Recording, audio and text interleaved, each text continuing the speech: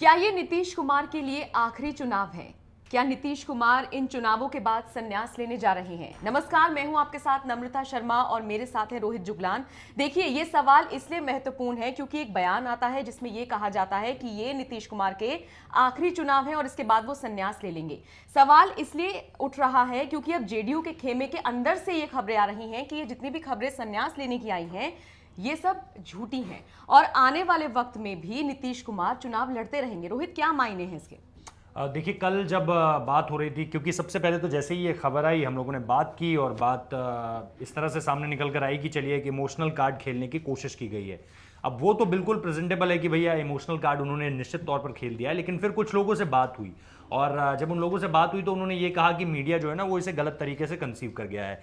ये दरअसल जो पूरा का पूरा बयान था उसमें ये कहा गया कि इस बार का ये उनका आखिरी प्रचार है और ये आखिरी चुनाव है, तो इसमें ये उनका लास्ट चुनाव इस तरह से है कि ये अब 10 तारीख को जो नतीजे आएंगे उसके लिए जो 7 तारीख को मतदान होगा ये आखिरी चुनाव है। इसको मीडिया इस तरह से ले गया कि ये उनका आखिरी चुनाव होने जा रहा है। अब हालांकि इस बारे में ना तो नीतीश कुमार ने कुछ आधिकारिक तौर पर कहा है ना तो जेडीयू का कोई ऑफिशियल स्टेटमेंट आया है, लेकिन सोर्सेस से जो हमने बात की उसमें से हमें यही पता चला है कि नीतीश कुमार के बयान को गलत तरीके से मीडिया प्रेजेंट कर रहा है, बल्कि नीतीश कुमार अभी चुनाव लड़ेंगे। क्योंकि वही बात है ना कि नीतीश नहीं तो कौन, जेडीयू का फिर क्या।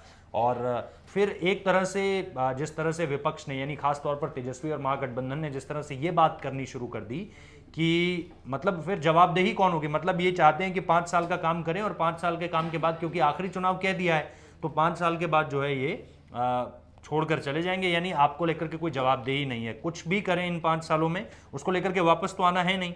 तो इस तरह से भी विपक्ष ने उसे पेश करना शुरू कर दिया। तो ये अपने आप में फिर मुझे लगता है कि नीतीश कुमार ने जो एक पोजीशन सेट करने के लिए इस बयान को दिया था कि भाई चलिए, क्योंकि रूरल में ऐसा होता है खास तौर पे, और जैसा मैं बार बार बता रहा हूं कि सीमांचल के चुनाव में मुसलमान तबकों की संख्या जो है वो ज्यादा है, तो पहले ही वो, क्योंकि जेडीयू जो है वो बीजेपी के साथ जुड़ गई है तो वो पहले ही छिटक चुका है और ऐसे में दूसरी तरफ जो महागठबंधन का अलायंस है उसकी तरफ जाता हुआ दिख रहा है। तो उन्होंने एक इमोशनल कार्ड प्ले करने की कोशिश की है जो मुझे नहीं लगता कि अब बहुत ज्यादा कामयाब होती हुई तो दिख रही मतलब है। आप यही कहना चाह रहे हैं कि इमोशनल कार्ड प्ले करने की कोशिश की थी, लेकिन जब लगा कि ये कार्ड शायद ना चल पाए, ये ब्रह्मास्त्र साबित ना हो पाए, तो इसीलिए इस तरीके की बयानबाजी हो रही है कि ये गलत तरीके से प्रेजेंट किया गया है। क्योंकि देखिए, चिराग पासवान ने भी निशाना साधा है। उन्होंने कहा है कि अगर नीतीश कुमार संन्यास ले लेते हैं तो फिर बाकी जो जेडीयू के नेता हैं वो बेरोजगार हो जाएंगे और उनकी कोई जगह नहीं है, कोई उनको पूछेगा नहीं। तो एक तरीके से ये मैसेज जनता के बीच जा रहा है कि जब जेडीयू से मतलब नीतीश कुमार जब पूरी तरीके से हट ही रहे हैं चुनावों से, तो फिर हम किसके लिए इनको वोट दें? आगे क्या है, कौन जवाब देगा? वही तो मैं कह रहा हूं कि इसका क्या किसी और पार्टी में विलय होगा, क्योंकि अपना कोई फ्यूचर नहीं दिखाई दे रहा है। हमने अर्जुन चौधरी की भी बात की थी कि क्या उनके ऊपर फिर इस पार्टी का पूरी तरह से एक जिम्मा आ जाएगा, क्योंकि उन्होंने कांग्रेस को जिस तरह से बिहार में स्टैंड करवाया था, 2 से तकरीबन मुझे याद है कि वो 27 या 29 तक ले गए थे कांग्रेस की संख्या बिहार में, और वो फिर सारी की सारी चीज जो है वो बदलती हुई नजर आई थी। लेकिन फिर उन्हीं के खिलाफ गुटबाजी होती है कांग्रेस में और जेडीयू में आ जाते हैं। तो लेकिन नीतीश कुमार से इतर आप इस पार्टी का चेहरा किसी को फिलहाल बना ही नहीं सकते हैं। तो ऐसे में जो चिराग पासवान कह रहे हैं, जो तेजस्वी कह रहे हैं, वो सही मायनों में समझ में आ रहा है। लेकिन नीतीश कुमार ने, आप यकीन मानिए, इस चीज को जो रूरल फ्रंट है उसके लिए खेला हुआ कार्ड है, क्योंकि रूरल एरियाज ऑफ बिहार में अभी भी खासतौर पर महिलाओं और लड़कियों में नीतीश कुमार को लेकर जो उनकी इमेज है, खासतौर पर जो उन्होंने शराबबंदी की उसको लेकर के महिलाओं के लिए वो बहुत बड़ी खबर थी और बहुत अच्छी खबर थी। लेकिन अब जाते जाते हम क्या देख रहे हैं कि उसी की जो जद में है वो बिहार का वो तबका आ चुका है जिसके पास कोई नौकरी नहीं है, किसी तरह से अपने परिवार को आगे बढ़ने। अब वही लोग जेल में बंद हैं, मतलब अति पिछड़ा वर्ग ही जो है जिनके पास करने को कुछ नहीं है, क्योंकि वो इसी चीज की धांधली में जुट गए, वो इसी चीज का प्रोडक्शन करने लगे, इसी चीज को जो है आगे पहुंचाने लगे, यानी बेचने खरीदने बेचने का कारोबार, जमाखोरी को बहुत तारीफ जो कर रही थी वही अब नाराज बताई, वही अब नीतीश कुमार से नाराज हो गई है कि ये तो उल्टा पड़ गया। मतलब शुरुआत में बहुत ज्यादा इसको लेकर के माहौल बहुत सही था बिहार में नीतीश कुमार को लेकर, लेकिन अब वो उल्टा पड़ता दिखा।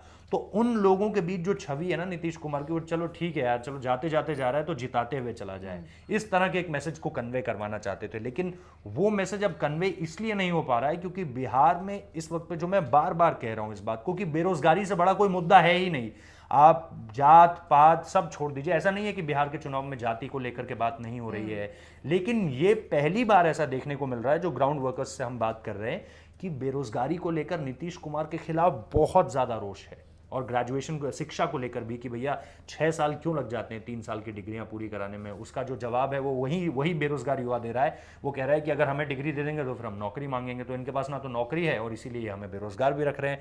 तो अब बात कोई 10 लाख की कर रहा है, कोई 19 लाख की कर रहा है, लेकिन अगर आप कम से कम 4 या 5 लाख लोगों को भी नौकरियां दे सकें तो ये कितना बड़ा बूस्ट होगा बिहार के लिए इस समय पे, जब कोविड काल में जो खास तौर पे माइग्रेटर्स थे या जो पलायन कर कर मुंबई से या दिल्ली से जो पैदल चलकर बिहार पहुंचे हैं वापस, उनके पास कोई काम नहीं है। और अभी बड़ा तबका वहीं इसलिए रुका हुआ है क्योंकि शायद त्योहारों का वक्त है, लोग जो हमें कह रहे हैं कि भैया दिवाली है, छठ है, तो खास तौर पे छठ की वजह से लोग रुके हुए हैं। इसके बाद जब वो पलायन करना शुरू करेंगे तो क्या बिहार की जो नई सरकार बनेगी, चाहे वो जिसकी भी सरकार हो, क्या उसके पास उन्हें रोकने के लिए किसी तरह का कोई खाका है? नहीं है, वो नजर नहीं आ रहा है। और यही वजह है कि डाउनफॉल कहीं ना कहीं देखा जा रहा है पिछले काफी वक्त से नीतीश कुमार का।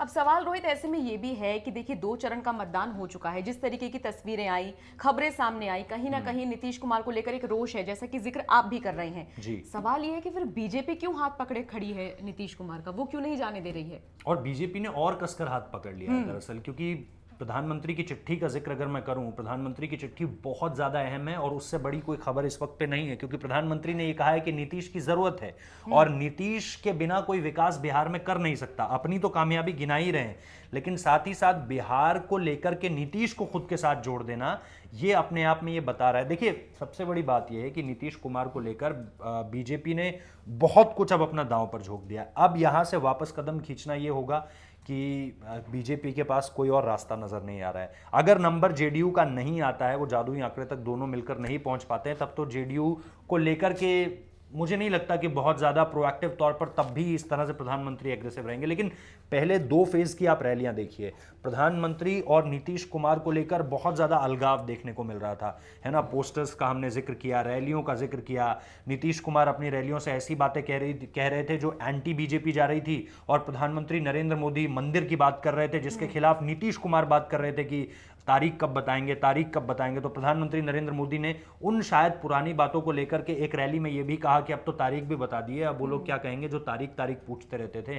तो ये सारी बातें जो है ना, ये एंटी जा रही थी। लेकिन अब जो है ये तीसरे फेज से पहले बीजेपी ने जो जेडीयू का हाथ पकड़ा है, किसी प्रधानमंत्री का एक स्पेसिफिक राज्य के लिए एक चिट्ठी लिख देना, चुनावी राज्य है भले ही, ये बहुत बड़े मायने रखता है। तो नीतीश कुमार को लेकर मुझे लगता है अब ये आंकड़ों से ज्यादा, समीकरण जरूरत से ज्यादा ये मजबूरी हो गई है एक तरह से। एक होता है कि आप मुझे आपकी जरूरत है, दूसरी होता है आप मेरे लिए एक मजबूरी बन गए। तो ये बिहार में अब बीजेपी के लिए एक मजबूरी है कि उसे जेडीयू का हाथ कसकर पकड़ना है, क्योंकि अगर बीजेपी जेडीयू का हाथ छोड़ती हुई नजर आई और अलगाव दिखता रहा तो फिर वो जो वोट जेडीयू का कट रहा है, जो पहले 2 फेज में कटा है उनका, और निश्चित तौर पर लोग ये कह रहे हैं कि जेडीयू को वोट नहीं पड़ा है, तो इससे क्या होगा, बीजेपी प्लस जेडीयू का वो जो जादुई आंकड़े तक पहुंचने का सफर है वो कहीं ना कहीं शॉर्ट पड़ जाएगा, और उससे नुकसान तो बीजेपी का ही है। और देखिए बीजेपी जैसी राजनीति जैसे उसने यूपी में की है, आप वहां पे राम मंदिर का मुद्दा उठा रहे हैं, आप बहुत तरह की चीजें उठा रहे हैं। मुझे ऐसा लगता है यूपी की जनता से इतर जो बिहार की जनता है वो इन सब चीजों से इत्तेफाक नहीं रखती है।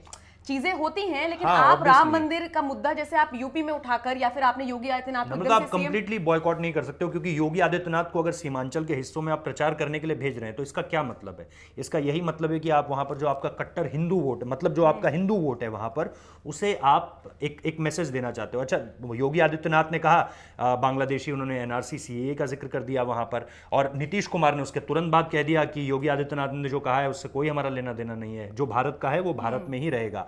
तो ये एक जो 2धारी तलवार है ना, कि जेडीयू की तरफ से नीतीश कुमार ने ये बोल दिया कि वो यहीं रहेगा तो मुसलमान भी खुश, और योगी आदित्यनाथ को भेज दिया तो हिंदू भी खुश। तो ये अब वो राजनीति का हिस्सा है जो 2धारी तलवार है एक तरह से, जिसमें बीजेपी चलने के लिए तैयार है, क्योंकि उसे पता है, खासतौर पे बीजेपी का नाम इसलिए ले रहा हूं क्योंकि बीजेपी इस वक्त पे कमांडिंग पोजीशन में लग रही है, जबकि बात बिहार की है। 2010 की बात होती तो नीतीश का नाम लेता, 2020 की बात है तो बीजेपी कमांड पर है, और बीजेपी को पता है ये 2धारी तलवार है, लेकिन इस पर चलना हमारे लिए मजबूरी है। तो यानी कुल मिलाकर जितने भी लोग हैं, अलग अलग तबके के लोग हैं, उन सभी को लुभाना है, तीसरे चरण का मतदान होना है, और इसीलिए सारे दांवपेच किए जा रहे हैं। हालांकि पहले 2 में क्लियर हो चुका है कि होना क्या है।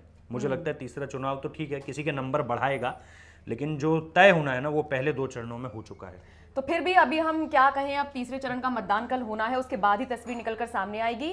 10 नवंबर को चुनावों का जो भी नतीजा होगा आपके सामने होगा। देखना होगा नीतीश कुमार का ये जो आखिरी वक्त पर ब्रह्मास्त्र छोड़ा गया है, ये एक्चुअल में ब्रह्मास्त्र के तौर पर काम करता है या फिर जिस तरीके से अब खबरें आनी शुरू हो गई हैं कि ये गलत तरीके से इसको परसीव किया गया है। तो ऐसे में कुल मिलाकर इसका नतीजा क्या निकलकर सामने आता है, ये देखना बहुत दिलचस्प होगा। रोहित, बहुत शुक्रिया मेरे साथ जुड़ने के लिए।